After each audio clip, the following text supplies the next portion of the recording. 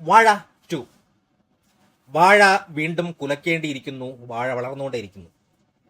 Script performance കേട്ടില്ല, ഒരു രക്ഷയില്ല. ഫസ്റ്റ് പാർട്ടിനേക്കാളും എനിക്ക് ഏറ്റവും ഇഷ്ടപ്പെട്ട ഒരു സാധനം, സമൂഹത്തിന്റെ കണ്ണിൽ ഗുണമില്ലാത്തവർ എന്ന് മുദ്രകുത്തപ്പെട്ട ഒരു കൂട്ടം യുവാക്കളുടെ കഥ.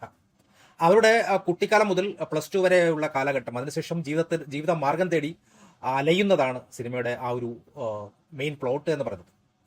കേരളത്തിലെ സാധാരണക്കാരായിട്ടുള്ള യുവാക്കളെ അവർ നേരിടുന്ന തൊഴിലില്ലായ്മ, പ്രവാസ ജീവിതം, ഒറ്റപ്പെടൽ തുടങ്ങിയ ഒരുപാട് വിഷയങ്ങൾ വളരെയധികം റിയലിസ്റ്റിക് ആയിട്ട്, എൻ്റെയൊക്കെ ജീവിതവുമായിട്ട് വളരെയധികം ക്ലോസ് ആയിട്ടുള്ള ഒരു ജീവിതമാണ്. ഒരുപാട് ആൾക്കാർ എൻ്റെ ജീവിതമാണോ ഇങ്ങനെ സിനിമയാക്കിയതെന്ന് പോലെ തോന്നുന്ന രീതിയിലാണ് ആ സിനിമയെ എഴുതി വെച്ചിരിക്കുന്നത്. അതുകൊണ്ട് തന്നെ ഇതിൻ്റെ സ്ക്രിപ്റ്റ് എന്ന് പറയുന്നത് വളരെ ഗംഭീരമായിട്ട് എനിക്ക് ഇഷ്ടപ്പെട്ടു.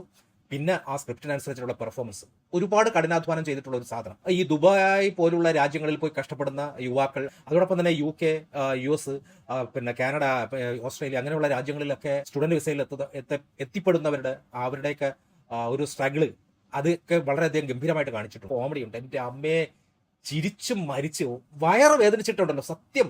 സ്ക്രീനിൽ നിന്ന് കണ്ണെടുത്ത് കഴിഞ്ഞാൽ കോമഡി നഷ്ടപ്പെടും, അത്രയ്ക്കും ഗംഭീരമായ കോമഡി.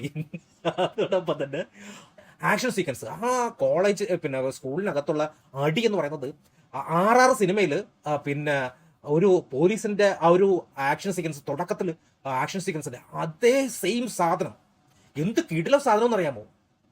ആക്ഷൻ സീക്വൻസ്, പാട്ട്, അതോടൊപ്പം തന്നെ ഇതിന്റെ ആന്റി ക്ലൈമാക്സ്, എൻ്റെ മോനെ എന്തൊരു സാധനോടാ! ഒരു രക്ഷയില്ലാത്ത സാധനം എന്ന് വെച്ചാൽ ഒരു രക്ഷയില്ലാത്ത സാധനം.